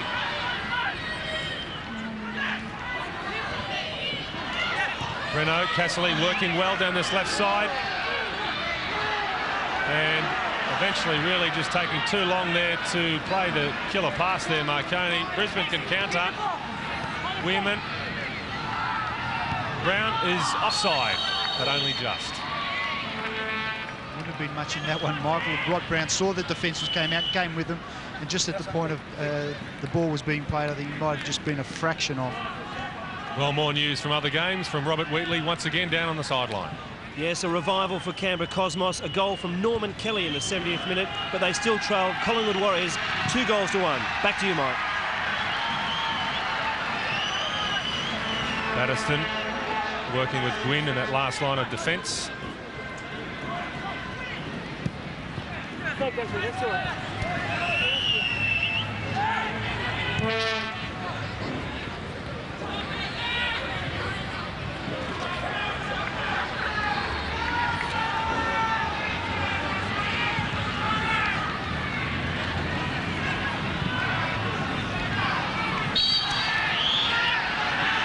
Well, Hunter claims it was a dive, and he's going to get himself into trouble here, Alan Hunter. An exasperated look on the face there of Alan Hunter. Frank Farina, who is the player coach, of course, querying the decision, but it's been made. It's incredible to note here. I mean, a little slightly a push. Waratifi milks it. I mean, Hunter should be aware of that's the way the game goes. You just, as we said earlier, Michael, you can't win arguing with the referee. You show dissent and you give the opportunity, and we've had 3 very experienced players receive cards for really dissent. Here's Harper now trying to get the flick on towards Waratifi.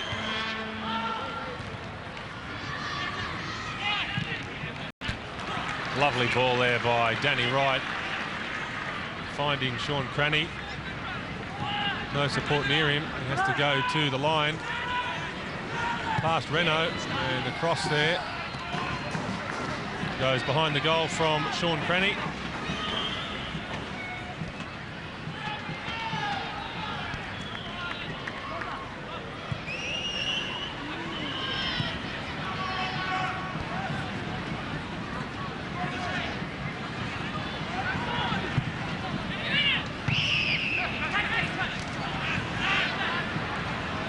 Here's Weirman through the middle now. Batterson lines up the shot, and a big meaty palm comes out from Bob Catlin to make the save. A good stop in the end by Catlin, if a little unorthodox, it did the job. But good combination play by Brisbane. Very fluid mobility out of the midfield and one-touch football, and with the resulting opportunity and a reasonable save from Bob Catlin. Well positioned, came down, was able to get a good full hand on the ball. Well, Batterson it was the man on the end of it for Brisbane, showing just how confident they are these days. The defender moving up from the back to have a shot on goal. Batterson, of course, has played a lot of his football as a striker. Gwynn now, the sweeper, getting in on the act, but the cover this time came from Waratifi. He feels it was a push. It's going to be a corner, though. And Waratifi and Foster, in fact, having a discussion about who's responsible for what, as we see that shot from Batterson pushed away by Catlin a moment or two ago, but Brisbane continued to apply the pressure.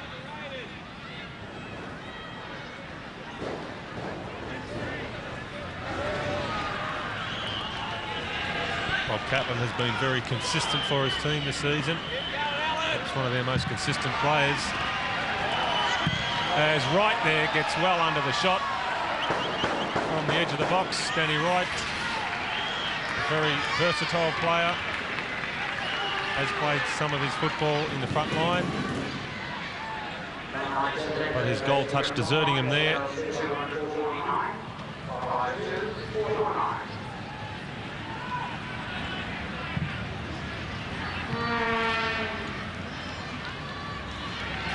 Bingley dispossessed by Troy Cranny. Matthew Bingley pushing further and further forward for Marconi as Manfred Schaefer prepares to make a change.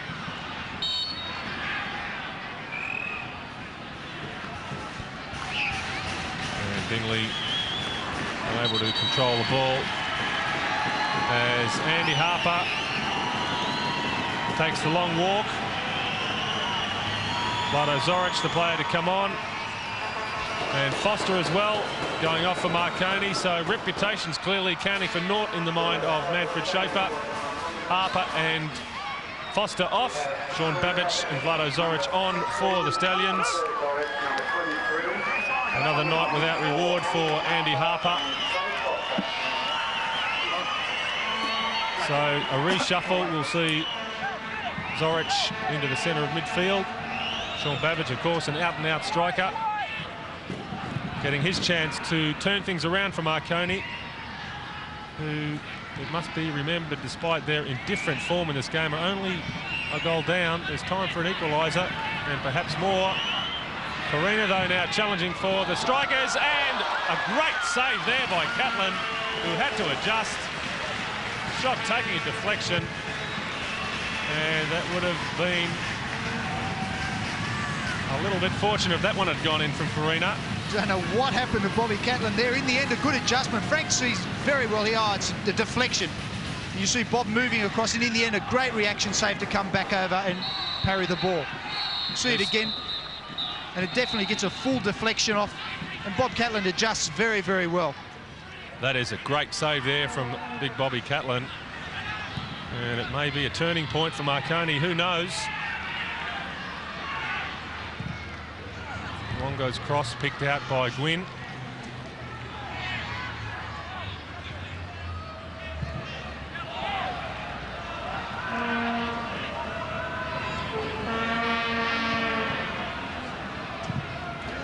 Demarin, he puts the ball in the centre once again.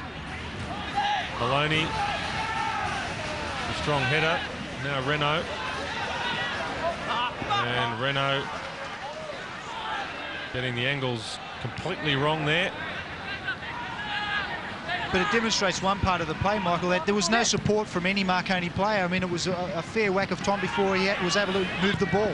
Sean Croney with a good cross. In the middle was Weirman, but the run just offside there from Casey Weirman. So a free kick for Marconi. Vlado Zoric, very creative player. Player who can feed the front runners with good quality passing into the middle of that midfield.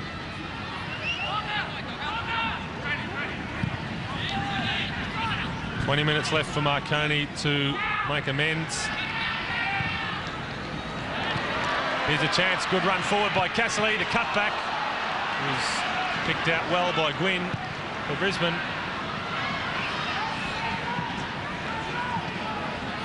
Farina now. Farina lacking support. He wants to take on Longo. Here's Phillips.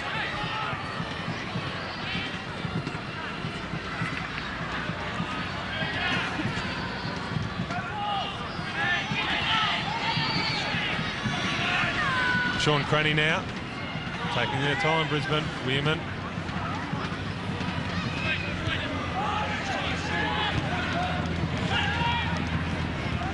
And Farina again drawing a foul from Paul Suris. Using all his guile there, Frank Farina.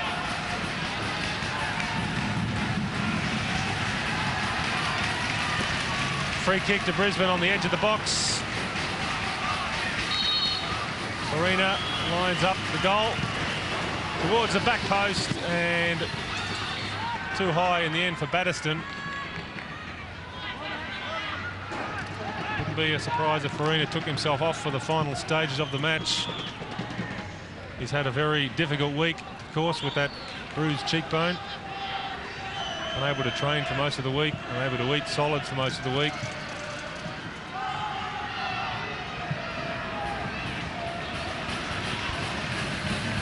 Very tortuous moment for Frank if it does, Michael. I mean, him loving to play the game, he just hates to watch. He always wants to be involved, and it would be a very difficult decision for him to come off.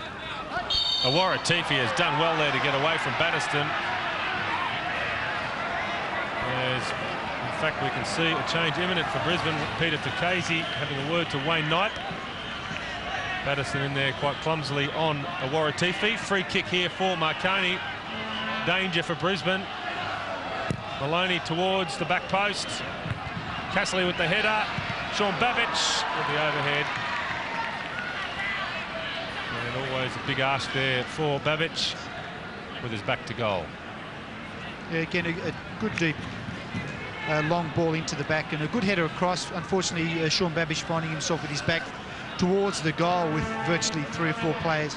And in the end, just a hoik over his head and really a poor attempt on goal.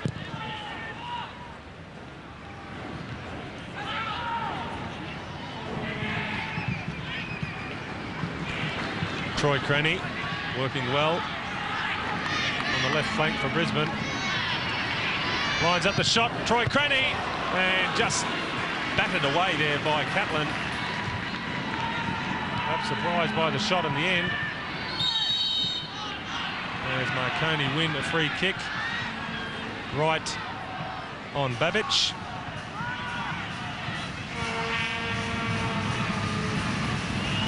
Well, it's been a long time since the Brisbane team came to Marconi Stadium as favourites for the match.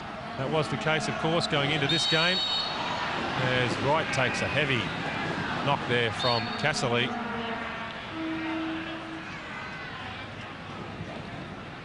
And Wright getting it in the back of the head there. No malice intended from Danny Wright, but you can see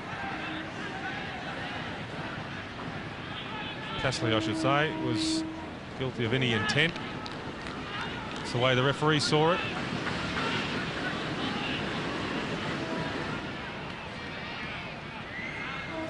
Danny Wright just falling awkwardly.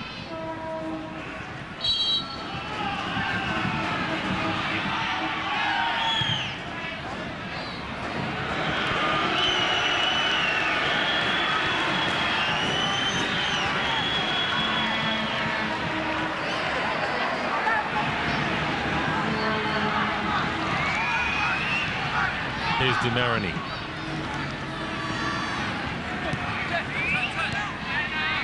Babbage. In strongly on Farina. Marconi win the ball back.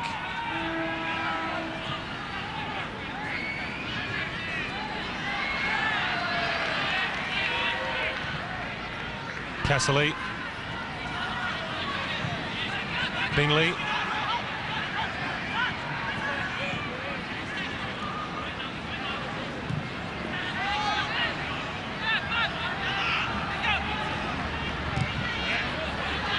Maloney just running out of room in the end. Weirman with the tackle for Brisbane.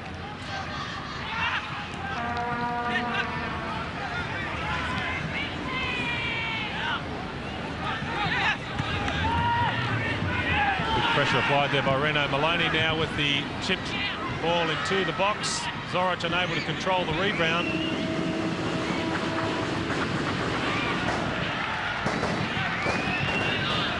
Castley. It's Tom Hunter though in there for Brisbane. Nothing on. Looks for Rod Brown in the switch. The header coming instead from Souris. Bingley retrieves for Marconi. The momentum certainly with the home side all of a sudden. Cross from Bingley towards Awaratifi. Hunter in the way. Again the ball goes in the middle and this time Phillips clears for Brisbane. And the chance is on now for Brisbane to stream forward on the counter. It's 4 against 4 with Batterston moving forward. Weirman, Phillips to his left. There's Gary Phillips towards Farina and the cross over hit.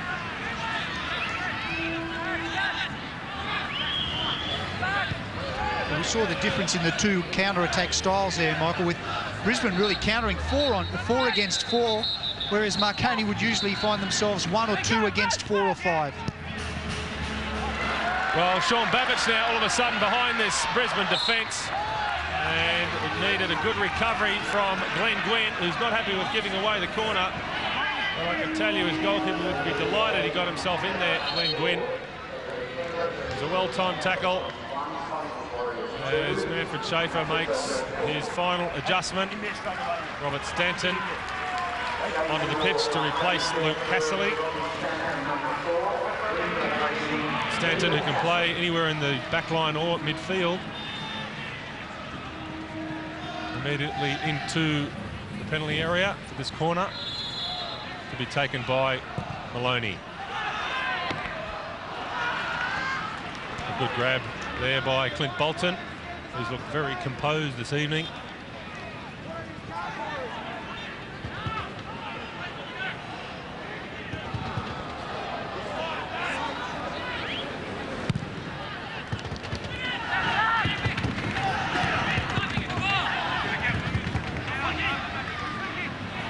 Given away there by Maloney.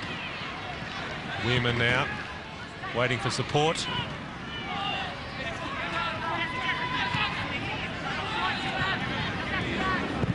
Weirman's cross.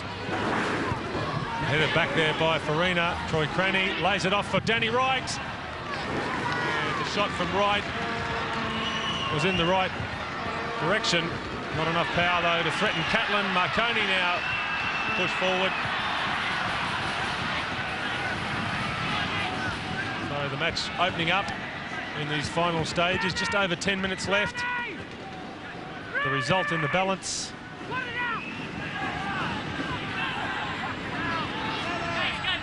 As Farina has stayed down at the other end of the field after that challenge a moment or two ago. Wayne Knight on the halfway line, ready to come onto the field, and he will in fact replace his coach Frank Farina. So the change as expected, fresh legs for Brisbane. Frank Farina, the battle-scarred warrior, goes off. Young Wayne Knight, who scored the winner last week against the Knights, off the bench for the final 10 minutes. And Farina, such an influential figure in the game as a whole, and in particular in Queensland. And it's worth noting that 9 of the starting 11 tonight are Queensland products, so the Strikers really getting their development system going up there. It's what all good administrators wish to do, that one, the players are available, and two, that the coach picks them. And in this case, it's really magnificent to see Frank continuing this policy of bringing along the youth. But I've got to say this, Michael, it's not just bringing on the youth. They warrant being involved. They're very good players, and of a level that warrant being involved. Well, it's probably been a long, long time since the National League club has used 9 local juniors in its starting lineup. Brisbane doing that this evening.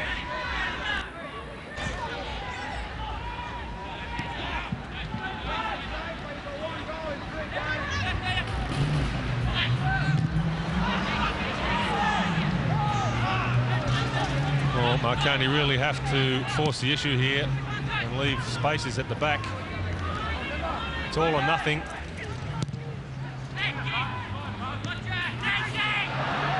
Maloney in there quickly on the rebound.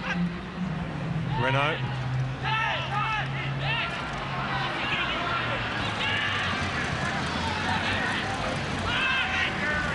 Zorich. Stanton with the foot in. It's been left for Bingley. And a misunderstanding there, it must have been in that Brisbane defence, because Bingley was allowed to get on the end of that with not a marker in sight. A difficult ball certainly for him to control, as it subsequently proved. But the Brisbane defenders having a post-mortem there. Yeah, the ball went very, very high, and as you said, Michael, very difficult for Matt Bingley to control in the air. And ultimately, lucky it was, because he would have been all on his own in the penalty box.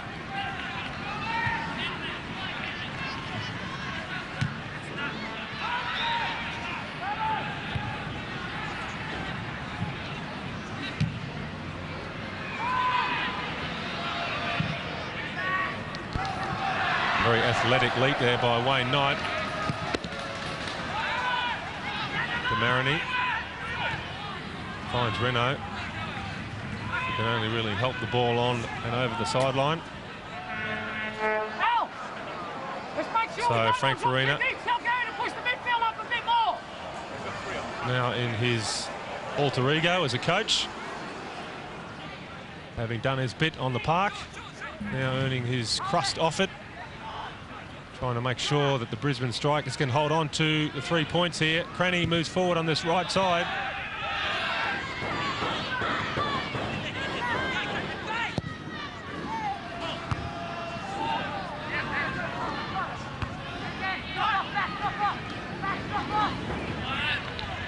Oh, it's all a little bit untidy there. No one able to put their foot on the ball.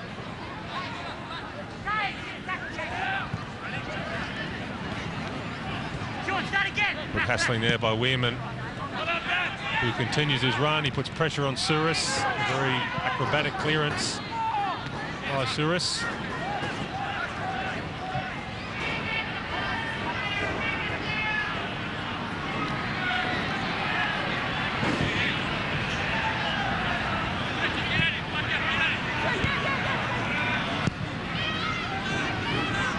Sean Babbage wants to take on Danny Wright. And Wright has won the free kick, much to Babbage's consternation. And Babbage clearly impeding Danny Wright there. No dispute with that decision from Simon Micallef. More news in the meantime from other grounds. Down on the sideline, once again, Robert Wheatley. Yes, Michael, the fight back in the West continues. Perth down 3-0 at half-time, but they now trail 3-2. Strudwick scoring in the 80th minute, so it's tight right to the end. Back to you, Michael. Well, a grandstand finish down there at the Perth Oval, as it is here at Marconi. Babbage goes down, the whistle from the referee, and he needs advice from his linesman. It's controversial decision, that one by Micallef. For mine, that was inside the box quite clearly. We'll need to look at the replay. It's quite interesting, Michael, to note as we see the ball come in here. Ball's laid in. Is it in the box? Oh, geez, very hard to see from that angle. Well, it was Glenn Gwynn, the Brisbane defender, involved. Sean Babbage going for the ball. The ball played in here. And that is a very, very tight decision. The ball right on the edge of the box. Free kick taken by Dimarini, looking for a Waratifi, as Bolton does the right thing and controls his 6-yard box. Again, the deep cross, and Bolton, again, under pressure, but does the thing, just palms it around. Very great control in that 6-yard area by the keeper, Bolton. Corner by Maloney, and almost broke for a Waratifi, just cleared over the line there by Troy Cranny.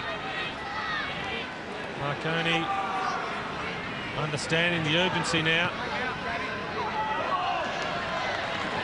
Less than 5 minutes now left in regulation time.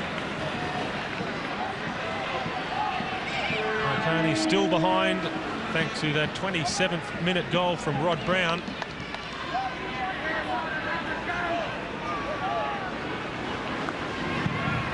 Corner taken once again. Zorich with the flick on and helped away by Hunter. Another corner, this time from the opposite side. Marconi applying the blowtorch. Anxious moments for Farina. Longo goes in, and it's going to be a relieving goal kick for the Strikers.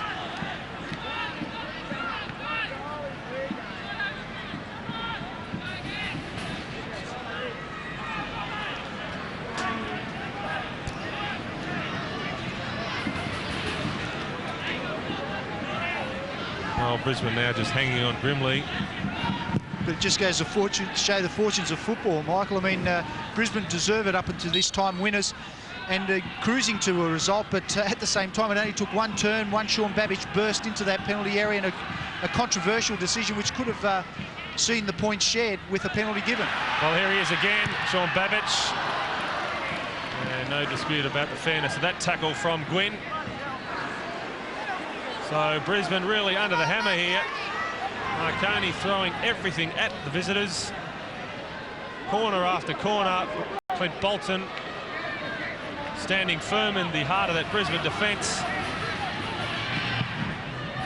Marini's corner kick, and Bolton once again doing the job for Brisbane. He's had a wonderful game, Clint Bolton.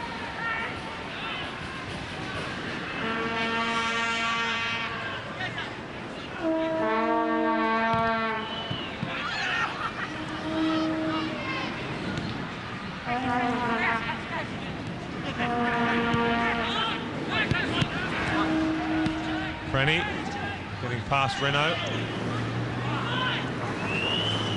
Brother, Troy Crenny, giving the ball away though. Suris back there for Marconi. Here's Zorich, unable to control possession. Wayne Knipe. Sean Crenny again, thinks about the cross, goes short. Playing the possession game here, Brisbane. Low and hard there from Troy Crenny, left by Rod Brown. Suris in there for Marconi. Here's Maloney now.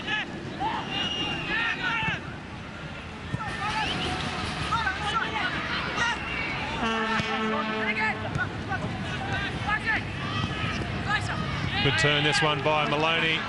Scott past two. Babet's through for Marconi. Square is Awaratifi. And Francis Awaratifi unable to get the right connection there. That was a wonderful break there by Marconi. Good movement off the ball. Sean Babbitt's proving a handful. The square pass was a good one. Awaratifi stretching and unable to force the ball home. Oh, so close for Marconi. Everything right here as far as Sean Babbage was concerned. You have to feel sorry for Awaratifi there.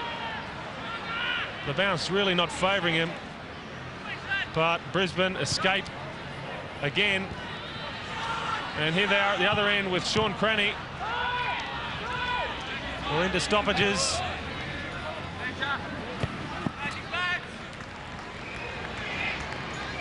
Still Brisbane hold on to that slenderest of leads.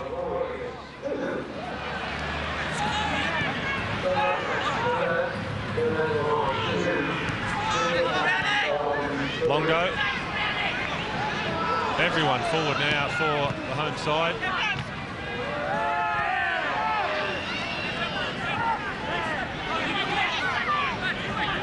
Brisbane with everyone back in defence, trying to absorb this relentless onslaught from Marconi.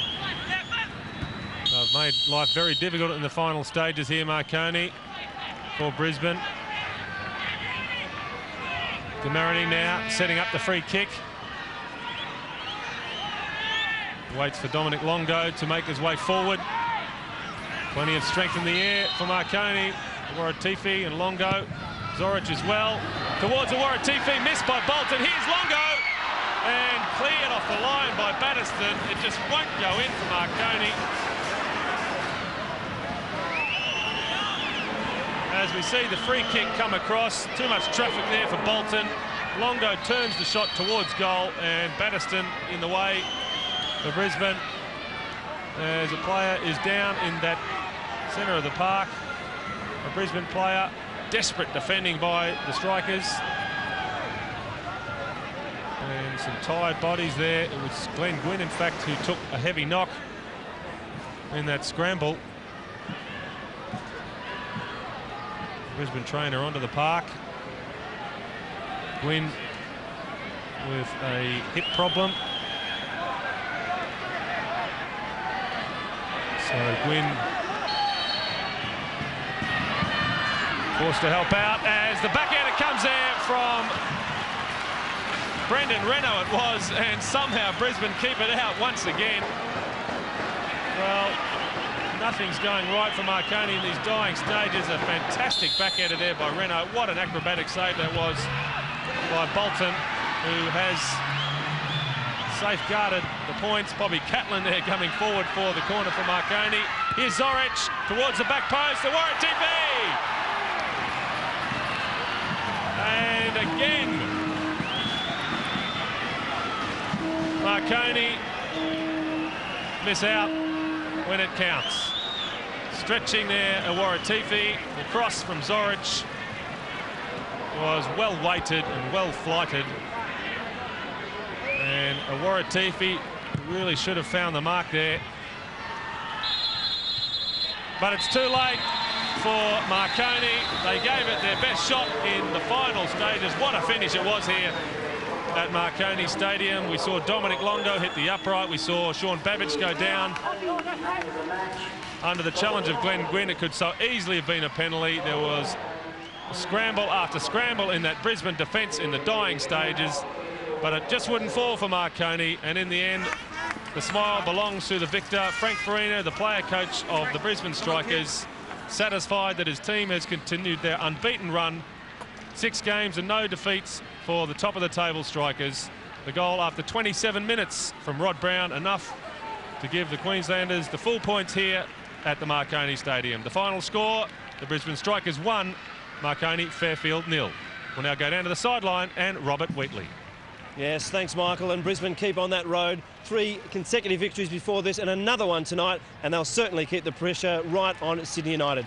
We're just recapping some full-time results before we discuss tonight's match, and it was Canberra Cosmos 2, Collingwood Warriors 2 after the Warriors led 2-0, and in Perth, the home side, Perth Glory, went down 3-2 to the visitors, the Gippsland Falcons. So some goals, some action, and Bertie Mariani in that Marconi revival. Everyone was up for trying to score a goal, including the keeper, Bobby Catlin. Yeah, unfortunately, it's too much too late. Having the goalkeeper come into the penalty area for the corner, sure, it's impressive, but at the same time, Marconi should have gone at the Brisbane players and the team a lot earlier. And I think we saw the difference when they did go at them, especially when the 2 subs were made. They created a number of opportunities and ultimately could have won the game hands down.